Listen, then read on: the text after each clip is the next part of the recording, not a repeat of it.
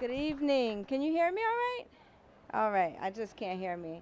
Thank you so much for coming. You could be anywhere, but you're here with us.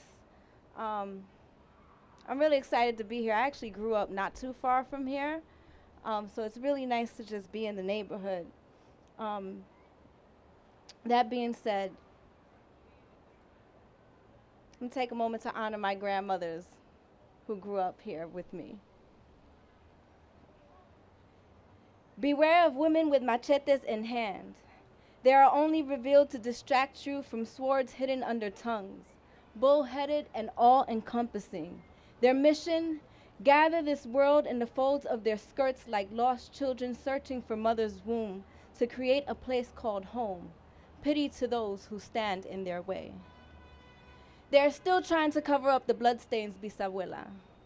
They are stomping the ground hoping the dust clouds will cover up their disdain, attempting to drown chocolate skin in goat's milk, blaming dark flecks on Spanish pixie dust, swallowing melanin as if their excretions are the only brown they know. They rather expel you.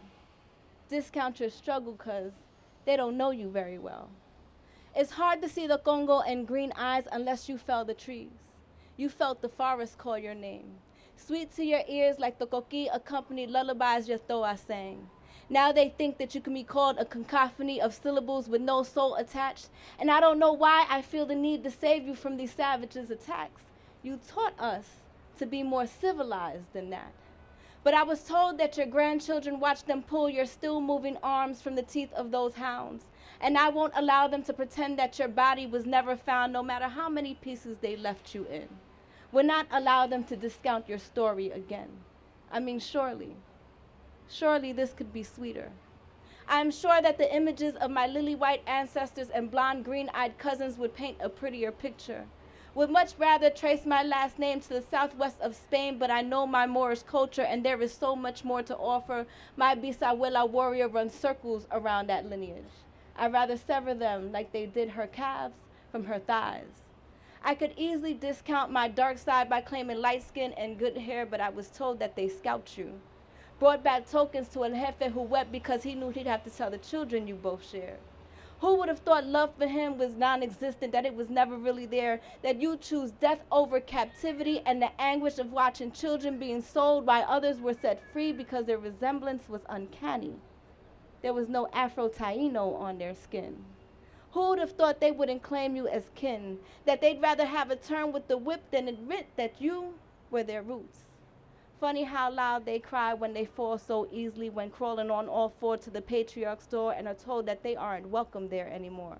How they long for the cinnamon of your breast to ease the pain in their chest, but the dogs ate that so they walk around empty. Mere shells of the greatness that once flowed through your veins, bisabuela, I will not let you die in vain, negra. Your dark skin exuded a light so pure they could only hope to emulate it by staying indoors in the cool darkness they were annexed to, but that's nothing new. They only claim you when they want to, when it's cool, or when it's cute, like puppy dogs with taste for Afro-Taino blood. They thought they had covered up the bloodstains, thought they had whitewashed you and bleached you in the sun, but they were wrong. The stain had set in too deep to rinse out, so when they least expected it, La Mancha came out. Wonder what my blonde, green-eyed grandmother, great-granddaughter of the plantation owners first thought of when she saw me. Nieta de mi bisabuela guerrera, blood flows through me. Confirmation of the stories of which they used to speak of Afro-Taino women who would risk their lives to be set free. They are still trying to cover up your bloodstains, attempting to drown your body on their way to receive the master's blessing, but I will not let them kill you again. I keep you safe here in my lungs, expel you only briefly to blow the dust away, so that they could never again try to cover up your bloodstains. Thank you.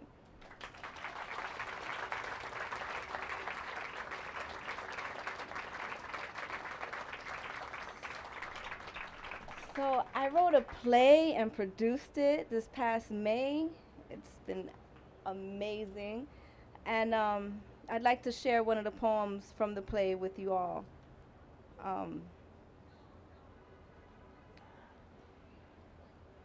Okay. Dear girl, remember that your arrival was bloody. Your mother's screams your birth song, that you drowned into life. This life ain't for the weak. Never let your knees buckle. Submission won't be your repertoire, dear girl. They will lick away your sentiments, grind away your resolve, cast aside your emotion, but they'll never find your heart. These hearts, buried deep in memories, locked in mother's womb, guarded by childhood tears. Dear girl, march proudly into battle, because this ain't game they spittin', this be civil war. They'll use civility as a pawn. They'll call you pretty to disarm you. They'll throw love to harm you. Dear girl, never battle yourself for love. Don't watch the joy dim from your eyes. Why surrender your smile to arrive on their shore? Remember, your arrival here was bloody. These warriors scream your birth song. They must take you as you are, dear girl. Remember that forked tongues tell twice the tales through clenched teeth. Watch their eyes when they speak, because those lips are smooth, those verbs light and airy, little substance, all fluff. Keep your knife sharp. These Sundays are rarely simple, sickly sweet, and you're too strong to be spoon-fed. You prefer blades under tongue. Remember, dear girl, there's no need to speak with daggers on your lips when your sighs silence souls, dear girl. Our library is full of books written by broken hearts, decorated by tear-tainted coffee rings, glitter tucked into seams between pages of rum-soaked desires, dog-eared by hope. They speak of mourning the dawn of passion, of kisses setting on the horizon of destruction, of defeat at the fall of love. Dear girl, they thought your spine was too weak to hold the boldness of your story. Your cover too soft to contain the drama. Your whimsy would collapse in the gutter, spilled like rainbows over wooden shelves, dust plumes sparkling in sun rays. There is always light, even in the darkness of your binding. Dear girl, those are not your stories. Those chapters too flimsy to hold the boldness of your heart. You will not remain suspended in time, facing forever with your heart in shambles. You will not leave notes in your margins for future reference. No, you will remain open, edges slightly worn with love and care, pages burned by the heat of your smile. Dear girl, our libraries are full of books written by broken hearts, but those are not your story. Your story begins now. Thank you.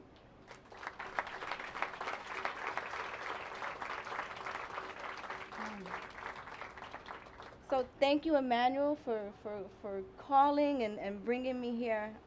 You've actually been a great inspiration over the years, and I'm just very grateful right now, so excuse me if I can't find the words. The next poem I'm going to do, I actually wrote for my brother, who's really an inspiration to myself and so many in the LGBT community, for all that he's done. And this is called 3 Wishes. I wish I could have embraced you from conception. Wish that you would have fallen into my arms, slick from birth, unfazed by nature's deception. These vessels we were given to, obsolete, unable to comprehend the complexity of our beings, encased in roles that though fleeing, there is no fleeing. I wish I could have embraced you from conception. Wish I could have wrapped you in my arms and shielded you from this world. If only I was there to cover your ears when the insults were hurled, taught you how to open your eyes wide in the darkness. Maybe you wouldn't have succumbed to it. Maybe if I had told you that all the colors of this world couldn't hold a candle to your beauty, you would have taken those first steps easily. My dearest brothers, I would have kissed your tears upon rejection, would have convinced you that gestures could not be broken like delicate wrists. Those are merely flourishes, small enhancements on the mundane. Would have explained that the physical form was meant to sway and that those that didn't should be looked upon with suspicion. I mean, what is wrong with them? Do they not hear the music? Shouldn't living life make them want to step light too? They deserve a world with no rainbows, No reds to their passion, no blues to their soul, no yellow glimmer in their sun rays. Judged by their grayscale found lacking. No clouds in your sky, no clouds in your reflection. Your happiness now a contradiction. Give it a negative connotation like that's gay. I wish I could have embraced you from conception, fed you confidence in honey and rice through placental walls, cooled the preciousness of your life in sonnets, kissed acceptance of your skin into the delicate folds of your neck, blanketed you in security, shown you that love, dear brothers, cannot be labeled or measured by systems created after creation, that love is as old and infinite as the universe, and in its quest to finally see itself, created you so it could hold itself and feel loved. Thank you.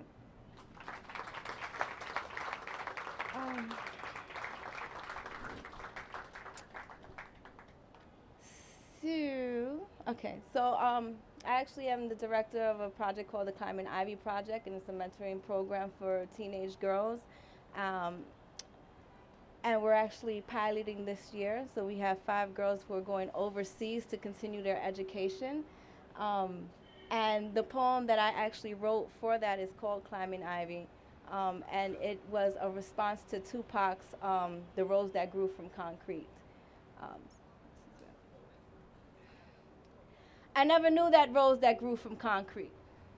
See me? I was more like the ivy growing on the sides of brick buildings, trading wisdom with the God strength building. Weaving in and out the brick facade, it teems with secrets. Though my roots seem shallow, I keep seeping through the chips to take hold. Beyond bold, I hang on in the toughest cold. As the wind blows on, I peep through cracks like thongs. I scale these walls like songs. My foundation has been tried and tested. There's no getting the best of me. No, I never knew that rose.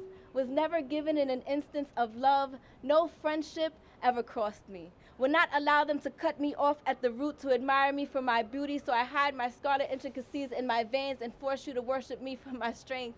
I won't allow your fantasies to hold me down. Not caught up in the fashion of living that's too limiting.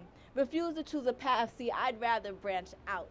I mean, why grow towards the sky when I can go side to side and embrace the many corners of my domain? Rose is a lame. Fighting hard to get trampled and tied up in a bouquet. No, that ain't for me. You could keep them streets. I'ma climb up this here like scaffolding. My purpose is much greater than just decorating. I got my start in a crack and I won't turn back. Shade doesn't fade me. Couldn't care much for the shine. Go ahead. Let it rain. I'll find shelter under the lips of gutters and concrete. Watch me flutter in the wind. It whistles as it passes me by. I'm spread eagle sexy. Wind down slow and drop. Now let me see Rose grow and do that. Like growing towards the sky is difficult. Growing into yourself is spiritual. I leave that prim and proper shit for other individuals. I don't need seeds. Where I touch, their life breathes. I could care less about attention or your affection. My intention is to reach the top first. My only thirst is for survival. So I continue to climb these walls like tribal art on Samoan extremities. I am complex. I have no time for complacency. Poor Rose. To break through concrete, to be burdened by expectations. I will not allow my limitations make themselves known to me. I want to grow more than just up. You watch her stand as I walk. Forge new paths as she grows stalks. Be admired on a table as I grow into art. No. I never knew that rose that grew from concrete. I was too busy getting over these walls. Thank you.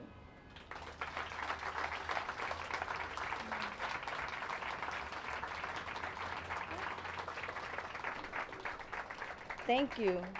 So to wrap up, because there's so many awesome poets that you guys are going to get to hear, right? Like Manuel said, you can't retire the old pieces sometimes, right? Even though I'm no Madonna, but I'd like to think of myself that way. So this is just a little good, outro as to who I am. See, the contents of my poems makes people pause and salivate for more. I give the feeling of the SWAT team kicking down your apartment door like hands up. No, face down on floors, my words are more than just hardcore. Allow me to insert a line that'll alter your perception of life. See, I spit to set fire to the blocks. giving voices to welfare children and mom and pop shops. Life frozen by memory is regurgitated to the audience to make their story history. See, I spit for the streets. Not just that ghetto braggadocio bullshit, but the real thing. I take it back to the alleys and rooftops, back to chunky rope chains and shell tops, back to pixie sticks and blue blow pops, back to the Roger Rabbit and the wop. See, I spit hip-hop. I give you the untold stories of those afraid to speak, abused by players, pimps, parents, and peers, rendering them weak. Those people you walk by and find pitiful in the street. Single mothers attempt to stand on their own 2 feet. Teenage fathers praying to God they can sell just one last piece, and a drunk on the stoop arguing with the bottle at his feet. See, I spit for my hood. For all those who've been misunderstood, for those who don't see reality in revolution, for those who couldn't care less about the effects of pollution, for those who feel that love is just an illusion and have come to their own poetic conclusions that, man, life ain't shit. I spit the hood for them, so that they can understand that their struggle is as important as the next man's. That if you need your story told, grab a pen in your hand and confide in a mic stand. See, I don't spit for points. I'm already a 10. I spit for the ghettos, my mommies, my men. I spit in order to find a means to justify this bitter end. I spit because I don't have much more than my words to lend. I spit because sometimes these poems, they work better than friends. I spit fire, and that is to never be questioned. See, I'm a ghetto hood rich street chick who loves to spit poetic shit. Fuck love and hugs, I rhyme about street corners and thugs. Metaphors are cute, but I like to get straight to the point. My hood people expect this, and I hate to disappoint. So don't like my poetry nor my attitude, cause I couldn't care less. The blocks know my talk is ghetto prowess, street educated, and I don't give a fuck about what y'all think. This is me, who I am, T to the R to the U to the E. Thank you.